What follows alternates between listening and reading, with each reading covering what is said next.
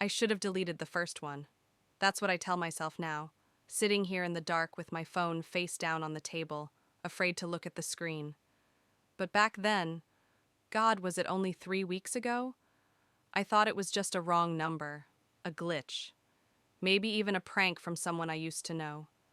The notification came through at 11:47 p.m. on a Tuesday. I remember because I was still awake, scrolling mindlessly through my feed, putting off sleep like I always did. My phone buzzed and I saw it. A voice note from an unknown number. No profile picture. No name. Just a phone number I didn't recognize. I almost ignored it. I should have ignored it. But curiosity is a funny thing. It's patient. It waits until you're tired, until your defenses are down, and then it whispers, "What if it's important?" So I tapped the play button. The voice that came through my speakers was calm, almost gentle, gender neutral, or maybe carefully modulated to sound that way. There was something smooth about it, like a radio host or a meditation app narrator. It said, "Tomorrow morning, you'll spill coffee on your blue shirt. Wear the gray one instead." That was it. 12 seconds, then silence. I stared at my phone, waiting for a punchline that never came. I checked the number again, tried to place it, came up empty. I typed out a reply, "Who is this?" But before I could send it, something stopped me. Pride, maybe, or the creeping sense that engaging would be exactly what they wanted. I deleted the message and put my phone on silent. The next morning, I reached for my blue button-down out of habit. It was Wednesday, and I always wore the blue shirt on Wednesdays. Routine was something I clung to, especially after everything that had happened with Sarah. She used to tease me about it, how I ordered the same breakfast, took the same route to work, watched the same shows on the same nights. She said I was afraid of surprises. Maybe she was right. But standing there in my bedroom with the blue shirt in my hands, I thought about that voice note. It felt absurd even considering it, but I put the blue shirt back and pulled out the gray one instead. Just in case, I told myself. Just to prove that stupid message wrong. I made my coffee, same as always. French press, 2 sugars, a splash of oat milk. I was careful, almost deliberately so, as I poured it into my travel mug. See? Nothing spilled, nothing went wrong. The voice note was just random nonsense, a bizarre coincidence waiting to happen that I'd successfully avoided by... My elbow caught the edge of the French press. It happened so fast. One moment, everything was fine. The next moment, hot coffee was arcing through the air, and I was lunging backward, watching it splash across the counter, down the cabinet, and, if I'd been wearing the blue shirt, directly across my chest. But I wasn't wearing the blue shirt. I was wearing the gray one. I stood there, heart pounding, staring at the mess. A coincidence. It had to be. The voice note predicted I'd spill coffee on my blue shirt, not just spill coffee in general. I'd avoided it by changing shirts. That's all this was. A lucky guess that almost came true. I cleaned up the mess, made fresh coffee, in a regular mug this time, and headed to work. I didn't think about the voice note again until that night, when the second one arrived. 11:47 p.m., exactly 24 hours later. My phone was sitting on my nightstand, and I watched the notification light up the darkened room. Another voice note. Same unknown number. This time, I didn't hesitate. I played it immediately. The same voice, just as calm. "On Thursday, take the stairs at work. The elevator will get stuck between the 5th and 6th floors for 40 minutes. You'll be fine, but you'll miss your 2 p.m. meeting." I felt something cold settle in my stomach. This was different from the coffee prediction. This was specific, testable. Tomorrow I could simply take the elevator and prove this whole thing was nonsense. Except, what if it wasn't? I barely slept that night. I kept picking up my phone, rereading the transcription of the voice note that my phone had automatically generated, looking for clues in the wording.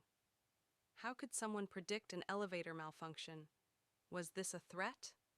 Was someone planning to sabotage the elevator at my office building?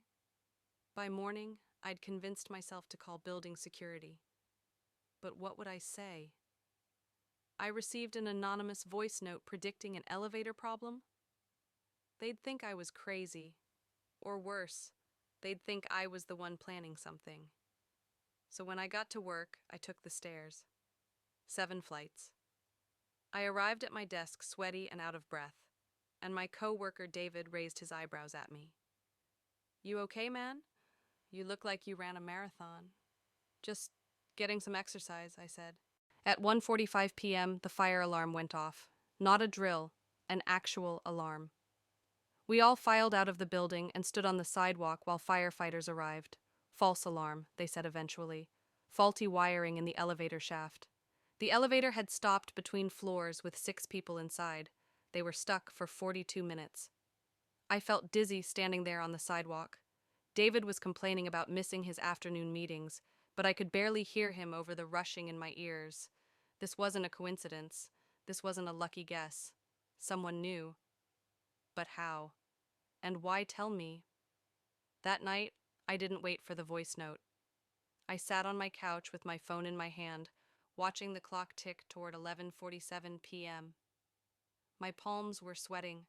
I'd spent the whole evening searching online for similar experiences, mysterious predictions, anonymous messages, prescient warnings, but found nothing that matched. Plenty of scams, sure, but nothing like this.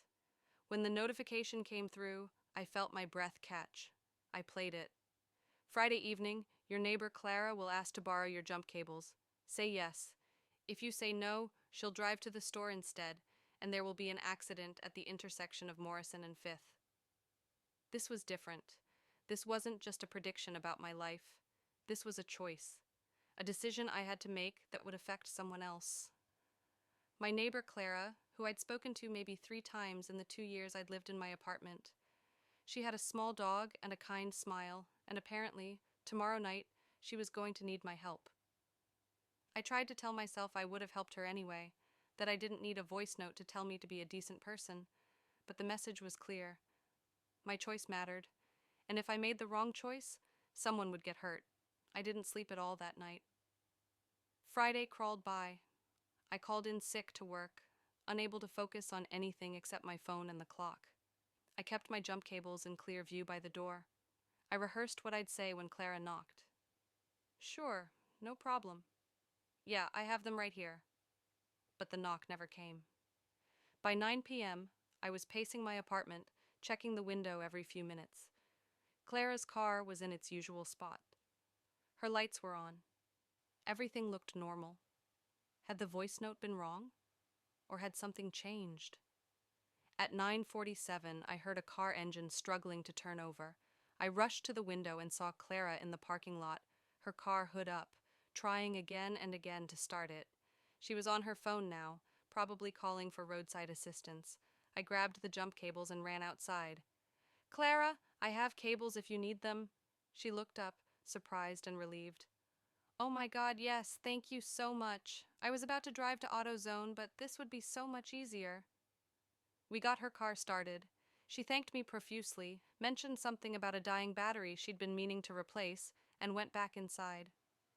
I stood in the parking lot afterward, jump cables in hand, feeling both vindicated and deeply unsettled.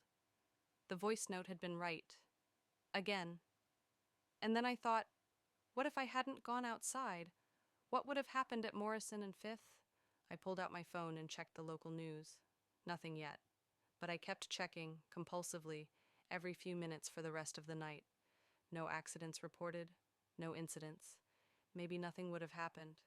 Maybe the voice note was just covering all possibilities. But I didn't believe that. Not anymore. The weekend passed without new voice notes, and I spent those 2 days spiraling. I tried to logic my way through it. Someone was either predicting the future, which was impossible, or they were controlling events, which was equally impossible. Unless they had access to information I didn't. Surveillance, maybe. Hacked cameras, intercepted communications, insider knowledge of building maintenance schedules. But that didn't explain the coffee. That didn't explain how they knew I'd knock over the French press at that exact moment in my exact kitchen. By Sunday night, I'd almost convinced myself to go to the police. But what would I report? That someone was sending me helpful warnings? That they'd saved me from coffee stains and stuck elevators? I didn't go. Monday's voice note arrived right on schedule. Tuesday morning, you'll receive a job offer via email. The salary is better, but turn it down. You need to stay where you are. I felt anger flash through me for the first time. This crossed a line. The previous notes had been warnings, safety measures, helpful predictions. But this was telling me how to live my life. This was controlling me. I typed out a message to the unknown number. Who are you? How do you know these things? Leave me alone. I hit send. The message failed to deliver. I tried again. Same result. The number existed enough to send me voice notes, but I couldn't send anything back. It was a one-way channel, and I was just supposed to listen and obey like a good little puppet. Tuesday morning, I woke up to an email from a company I'd interviewed with 6 months ago. A position had opened up. They were impressed with my previous interview and wanted to offer me the role. The salary was 40% higher than what I currently made. I stared at the email for an hour. This was everything I'd been working toward. Financial stability, a step forward in my career, a chance to finally stop living paycheck to paycheck and maybe, just maybe, start to feel like my life was going somewhere. But the voice note said, turn it down, and every previous voice note had been right. I wrote and deleted a dozen different responses. I paced my apartment. I called my mom, then hung up before she answered because I didn't know how to explain any of this. How could I tell her I was turning down a dream job because a mysterious voice on my phone told me to? In the end, I sent a polite decline. I thanked them for the opportunity and said I'd decided to stay in my current position for now. My finger hovered over the send button for a full minute before I finally pressed it. I felt sick. That night, I waited for the voice note with a bottle of whiskey I'd bought on the way home.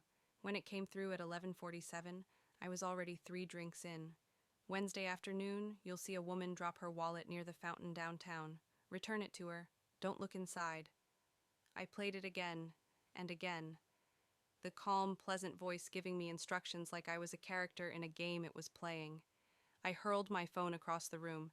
It hit the wall and clattered to the floor, screen first. I wanted it broken. I wanted this whole thing to stop. But after sitting in silence for 20 minutes, I got up, retrieved the phone, miraculously undamaged, and sat back down on the couch. I would do what the voice note said. Of course I would, because every time I'd followed the instructions, things worked out, and I was too afraid to find out what happened if I didn't. Wednesday came. I took the bus downtown during my lunch break, something I never did, and walked to the fountain in Pioneer Square. I felt ridiculous, like I was participating in a scavenger hunt designed by someone watching my every move. I bought a coffee from a nearby cart and sat on a bench, waiting. At 2:17 p.m., a woman in a green jacket walked past the fountain, talking on her phone. Her wallet fell from her purse. She didn't notice. She kept walking. I stood up, my heart pounding. This was it. Another prediction coming true. I walked over, picked up the wallet, brown leather, expensive looking, and jogged to catch up with her. "Excuse me, you dropped this." She turned, saw the wallet, and her face flooded with relief. "Oh my God, thank you so much. I didn't even realize. You're a lifesaver." She reached for it, but I was still holding it, and for just a second, our hands touched. She smiled at me. I smiled back. And then she was walking away, wallet secured in her purse, and I was standing there feeling like I'd just completed a quest in someone else's video game. I didn't look inside. The voice note told me not to, and I'd followed every instruction so far. What would have been in there that I wasn't supposed to see? That question haunted me for the rest of the day. The voice notes continued, one every night at 11:47.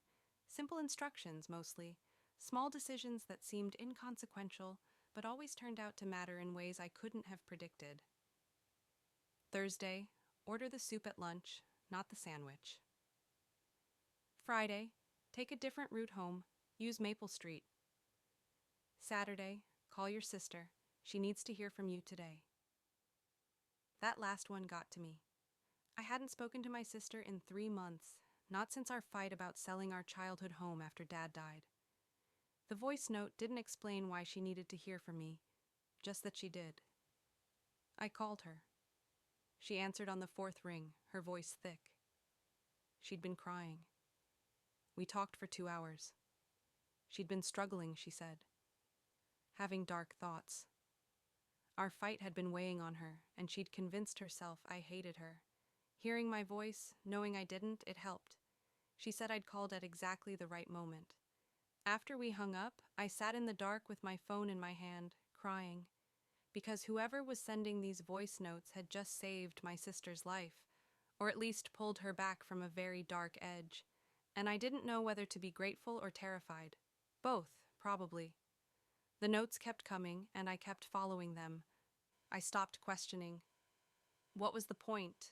Every prediction came true. Every instruction turned out to be the right choice. My life was running more smoothly than it had in years, gliding along on invisible rails laid down by someone or something that knew what was coming before it happened. But I was also barely sleeping. I'd lost weight. My coworker David asked if I was okay, and I lied and said I was fine. How could I tell him the truth? That I was being guided through life by mysterious voice notes that predicted the future? He'd think I'd lost my mind. Maybe I had. It was on day 17, I'd been counting, that everything changed. The voice note that night was longer than usual, almost a full minute. I played it lying in bed, staring at the ceiling. Tomorrow, you'll meet someone at the coffee shop on 4th Street. She'll be reading a book with a red cover. Sit at the table next to her. When she leaves, she'll drop something. Don't pick it up. Don't give it back. Just let her go. I felt a prickling sensation at the back of my neck. This felt different, wrong somehow. Every previous note had been about helping people, making the right choice, avoiding harm. But this one was telling me to do nothing when someone needed help. Why? I barely slept. The question consumed me. When morning came, I'd almost decided not to go. I could break the pattern, ignore the instruction, prove that I still had free will. But at 10 a.m., I found myself walking into the coffee shop on 4th Street. She was already there, a woman about my age, sitting in the corner with a coffee and a book. The book had a red cover. She was beautiful in an understated way. Dark hair pulled back, glasses perched on her nose, completely absorbed in whatever she was reading. I ordered a coffee I didn't want and sat at the table next to hers. My hands were shaking. I felt like I was in a play, hitting my marks, saying my lines, except I didn't know what came next. She read for 30 minutes. I pretended to look at my phone, hyper-aware of her presence, watching her from my peripheral vision. Finally, she closed her book, gathered her things, and stood up. As she walked toward the door, a small notebook fell from her bag. It hit the floor with a soft thud. She didn't notice. She kept walking. Every instinct I had screamed at me to call out to her, to pick up the notebook and run after her. But the voice note had been clear. Let her go. So I did. The door closed behind her. The notebook sat on the floor. I stared at it for a full minute before I finally stood up, walked over, and picked it up. I wasn't supposed to. The voice note said not to, but I had to know. I had to understand what I was participating in. I opened the notebook. The first page had a list of dates. My heart stopped when I recognized them. They were the dates of the voice notes. All 17 of them, written out in neat handwriting, with a single word next to each date. Completed. I flipped through more pages. They were full of notes, observations, schedules. There was a detailed timeline of my daily routine, when I left for work, where I bought coffee, which routes I took. But there were also notes about other people. Clara, David, my sister, the woman from the fountain. And at the very back, there was a phone number written in red ink. My phone number. I felt like the floor had dropped out from under me. This woman, whoever she was the one sending the voice notes. Or she was part of it, at least. She'd been watching me, studying me, predicting my movements, because she'd already mapped out every detail of my life. I shoved the notebook into my bag and ran out of the coffee shop. I looked both directions down the street, but she was gone. Vanished into the morning crowd like she'd never been there at all. That night, I waited for the voice note with the notebook open on my lap. I'd read through every page trying to make sense of it. There were names I didn't recognize, locations marked on hand-drawn maps, coded references I couldn't decipher. And there were questions, written in the margins. Does he know yet? How long until he figures it out? Will he keep following? At 11:47, my phone buzzed. I played the voice note. Now you understand that you're being watched, but you don't understand why. Tomorrow night, go to the address written on page 47. Come alone. Don't tell anyone. If you want answers, this is your only chance. I flipped to page 47. There was an address in the industrial district, written in that same neat handwriting. Below it, just one word. Please. I should have gone to the police. I should have blocked the number, burned the notebook, and moved to a different city. But I'd come this far. I'd followed every instruction, made every right choice, and now I was being offered something I'd wanted since this whole thing started, the truth. Of course I was going to go. The next day lasted forever. I called in sick again, unable to focus on anything. I tried to plan what I'd say, what I'd ask, how I'd protect myself. I told David where I was going in a text message I scheduled to send if I didn't delete it by midnight. It wasn't much of a safety net, but it was something. The address was a warehouse in the part of town where nobody went after dark. The building was old brick, windows dark, a rusted chain-link fence surrounding the property. The gate was open. Every survival instinct I had told me to turn around. But I didn't. I pushed through the gate, walked across the cracked pavement, and found the door. It was unlocked. Inside, the warehouse was mostly empty. Metal beams crisscrossed the ceiling, and moonlight streamed through broken skylights. My footsteps echoed in the vast space. In the center of the room, there was a card table with 2 chairs and a laptop. The woman from the coffee shop sat in one of the chairs. "You came," she said. She didn't sound surprised. "Who are you?" My voice came out steadier than I expected. "My name is Elena. Please, sit." I stayed standing.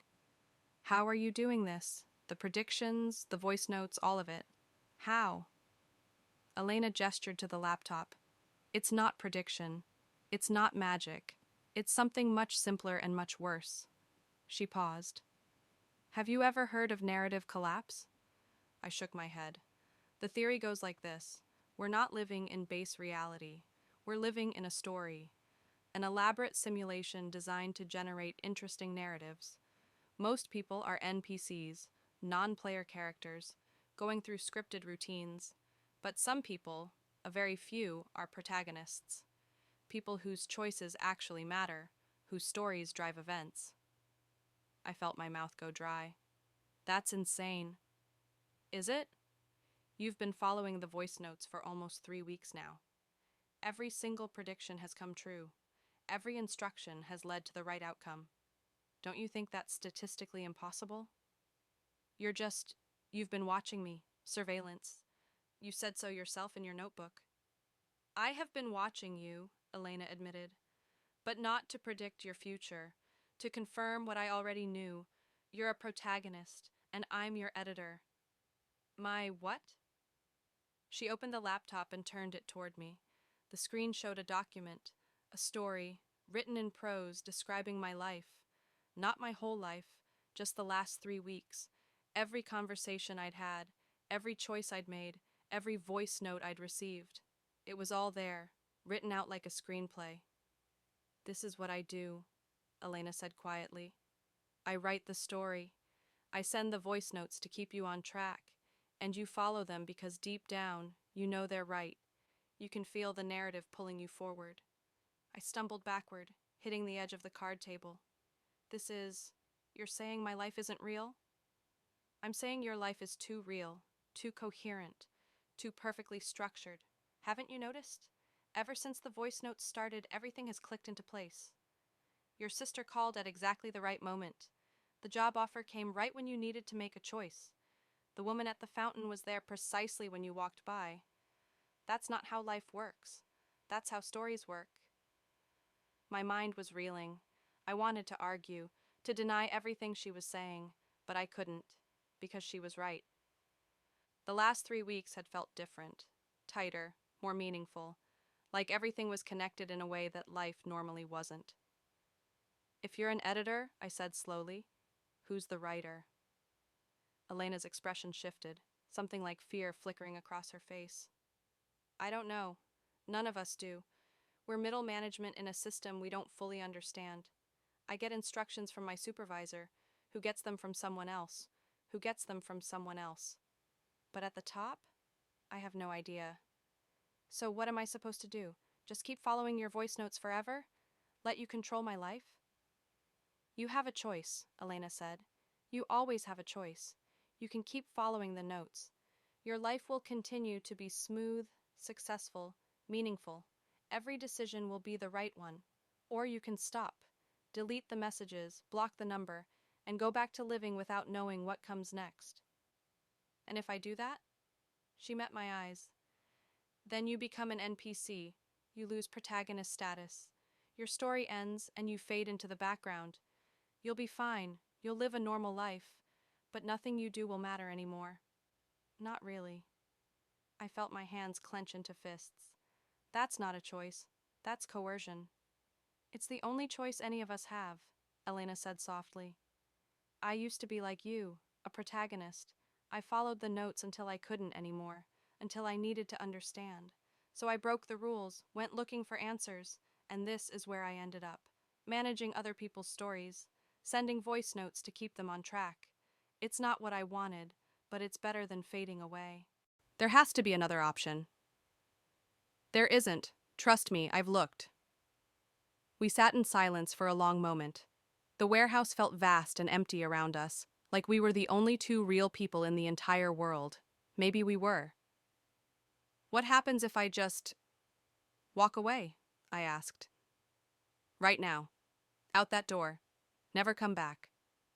Elena's expression turned sad. Then tomorrow morning you'll forget this conversation ever happened. Your memory of tonight will be replaced with something mundane, a quiet evening at home maybe, or drinks with friends. The story will adjust, smooth over the inconsistency, and you'll go back to following the notes without question. And if I tell someone, post about this online, go to the media, then you'll be written out. A sudden accident, a random illness, a convenient tragedy. The story doesn't like loose ends. It protects itself. I stood up, my chair scraping loudly against the concrete floor. This is insane. All of it. I don't believe you. You don't have to believe me, Elena said. But you'll keep following the notes. Because deep down, you can feel it's true. You've felt it since the first message. That pull, that sense that something larger is guiding you. That's not paranoia. That's narrative gravity.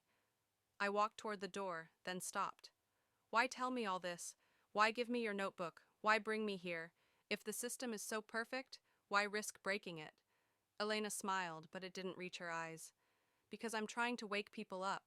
Because if enough protagonists realize what's happening, maybe we can change the system, or break it entirely. And because, she hesitated, because I'm lonely. I've been doing this for 4 years, and you're the first person I've told the truth to who didn't immediately have their memory wiped. That has to mean something.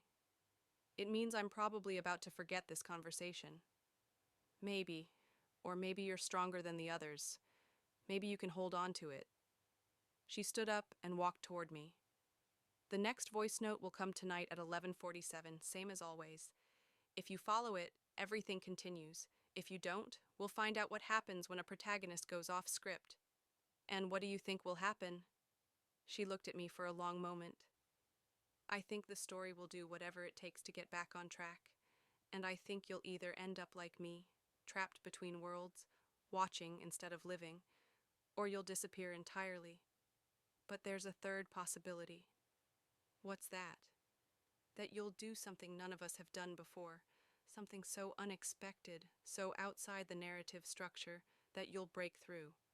And maybe, just maybe, you'll find out who's really in charge. I left the warehouse with her words echoing in my head.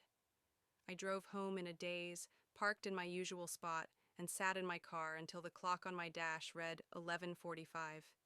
2 minutes until the next voice note. I pulled out my phone. I could delete the messages, block the number, throw the phone in the river. I could drive to the police station, walk into a church, get on a plane to somewhere far away. I could do 1,000 different things to try to escape whatever this was. Or I could wait 2 more minutes and see what instructions came next. 11:46. My hand hovered over the phone. 11:47. The notification lit up my screen. A voice note from an unknown number. I played it. Elena's voice came through, but it sounded different, strained, frightened. "I'm sorry. I thought I had more time. They know I told you. They're coming for me. Don't follow tonight's instruction. Don't do what they tell you to do. You have to break the pattern. You have to—" There was a sound in the background, a door opening, voices. Elena's breath caught. And then the message ended. Immediately, a second notification appeared. Another voice note. I played it with shaking hands. The familiar, calm voice, the one that had been guiding me for 3 weeks. "Tomorrow morning, forget everything Elena told you. She was lying to confuse you, to pull you off track. Your life is your own. These are just helpful suggestions from a friend. Go back to normal. Everything is fine." I sat in my car, phone in hand, staring at nothing. The voice was telling me to forget, to move on, to let the story continue. But Elena's last message was telling me to break the pattern. I had a choice, maybe the only real choice I'd ever had. I opened my phone's settings and blocked the unknown number. Then I opened my notes app and started typing everything I could remember about the conversation with Elena, about the voice notes, about the last 3 weeks. I typed until my thumbs ached, capturing every detail before it could be erased from my memory. When I was done, I sent the note to myself via email, then printed it at an all-night copy shop, and put the physical pages in a safety deposit box at my bank. If my memory was going to be wiped, I'd leave myself breadcrumbs. Then I went home and waited. Morning came. I woke up with my memories intact. I checked my email. The note was still there. I checked my phone. The number was still blocked. Everything Elena had told me, I still remembered. Either the system was letting me keep my memories, or I'd successfully broken free of its control. I didn't know which was scarier. The days passed without voice notes, without instructions, without that comforting sense that someone was guiding me toward the right choices. I was on my own again, making decisions based on nothing but my own flawed judgment. And it was terrifying. I spilled coffee, I took the elevator, and it worked fine. I made bad choices and good choices and mediocre choices, and none of them felt significant. Life returned to being life, messy, uncertain, sometimes boring. But I couldn't shake the feeling that I was being watched, that somewhere, someone was writing my story, deciding whether I was still interesting enough to keep around. On day 24, a week after I'd blocked the number, I received an email. The sender was listed as administrator. The subject line was empty. I almost deleted it. But curiosity won, like it always does. The email contained a single line of text. "Your story isn't over. Chapter 2 begins now." Below it was an attachment, a video file. I downloaded it, opened it, and felt my blood run cold. The video showed Elena. She was sitting in a small white room with no windows. She looked directly at the camera and said, "If you're watching this, it means you broke the pattern. Congratulations. You've graduated from protagonist to player. Now the real game begins. There are others like us, people who know the truth, who are trying to understand the system and maybe dismantle it. We're scattered, hidden, playing our parts while secretly working against the narrative. I'm sending you coordinates. Come find us, but be careful. The story knows when you're trying to escape it. It will try to pull you back in. It will offer you everything you want: success, love, purpose. If you just stop asking questions, don't take the deal, keep moving forward, keep breaking the pattern, and whatever you do, don't trust anyone who offers you a happy ending." The video ended. Below it was a string of numbers, coordinates. I looked them up. They pointed to a location 2 states away, an abandoned observatory in the mountains. I sat at my kitchen table, staring at my laptop, feeling the weight of the choice in front of me. I could ignore the email, delete it, move on with my normal life, or I could pack a bag, get in my car, and drive toward something I didn't understand. My phone buzzed. For a second, my heart stopped. But it wasn't a voice note. It was a text from David. "Hey man, wanna grab drinks tonight? You've seemed off lately." Normal. That was what this was. A normal text from a normal friend about normal drinks. This was what life looked like when you weren't following instructions from mysterious voice notes. And it felt wrong, because Elena was right. I could feel it. That pull, that gravity, that sense that my choices mattered more than they should. I was still in a story. I'd just moved from one chapter to another. I typed a response to David. "Rain check? I need to take a trip." Then I opened a new document on my laptop and started writing. Everything I remembered, everything I'd learned, everything I suspected. If I was part of a story, then maybe I could write my way out, or at least leave a record for whoever came after me. I wrote until dawn, my fingers flying across the keyboard, pouring out every detail. And as I wrote, I started to notice something strange. The words were coming too easily. The sentences were structuring themselves too perfectly. I was writing like someone who knew exactly where the story was going. Because I did. I could feel it. The next chapter, the one that started with me driving to those coordinates, finding Elena and the others, learning the truth about who was running the system. It was already written. I was already following the script. But knowing that didn't change anything. I was going to go anyway. I saved the document, packed a bag, and walked to my car. The morning was cold and clear. Somewhere, someone was writing this moment, describing the way the frost clung to my windshield, the way my breath fogged in the air, the way I hesitated with my hand on the car door. I got in, started the engine, pulled out of the parking lot. My phone buzzed one more time. I shouldn't have looked. I should have thrown it out the window, driven away, never looked back. But I looked. It was a voice note, from an unknown number. Not the same number as before. I'd blocked that one. This was new. I pulled over. My hands were shaking as I held the phone. I shouldn't play it. I knew I shouldn't. This was exactly what Elena warned me about. The story trying to pull me back in. But I had to know. I played the voice note. A different voice this time. Younger, urgent, human in a way the previous voice hadn't been. "If you're hearing this, you're already too deep to turn back. Elena was right about some things, wrong about others. We're not trying to wake people up. We're trying to keep the story going, because if it ends, so do we. Everyone. All of us. The protagonists, the NPCs, the editors, the administrators. We're all characters in something bigger than we understand, and the only way to survive is to keep the narrative moving forward. Don't go to the coordinates. It's a trap." Elena wasn't rescued. She was archived. If you go there, you'll be archived too. But there is another way. There's a place where the story breaks down, where the code can't follow. I'll send you the real coordinates. But you have to decide right now. Do you want to escape the story, or do you want to save it? The message ended. I sat in my car on the side of the road, engine running, phone in my hand. 2 choices, 2 sets of coordinates, 2 different voices telling me 2 different truths. And somewhere, someone was writing all of this, deciding which choice I'd make, which path I'd take, how my story would end. Or maybe I was wrong. Maybe Elena was wrong. Maybe we weren't characters at all, and this was just an elaborate conspiracy, a psychological experiment, a very dedicated group of people playing an incredibly complex game. Maybe I was having a breakdown, or maybe I was the only one who was finally waking up. My phone buzzed again. A text message this time. From my sister. "Hey, are you okay? I had a dream about you last night. It was weird. You were driving somewhere and you looked lost. Call me?" I stared at the message.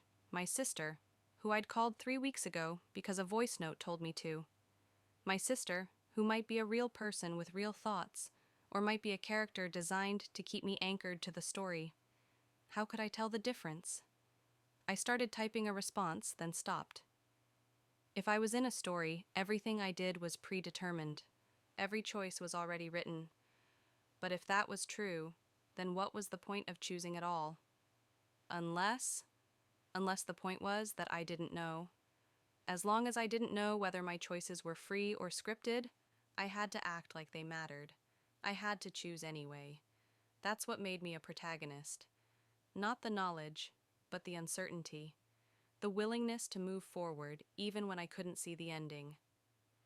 I deleted the text to my sister and pulled back onto the road. I was going to drive. Not to the first set of coordinates, not to the second.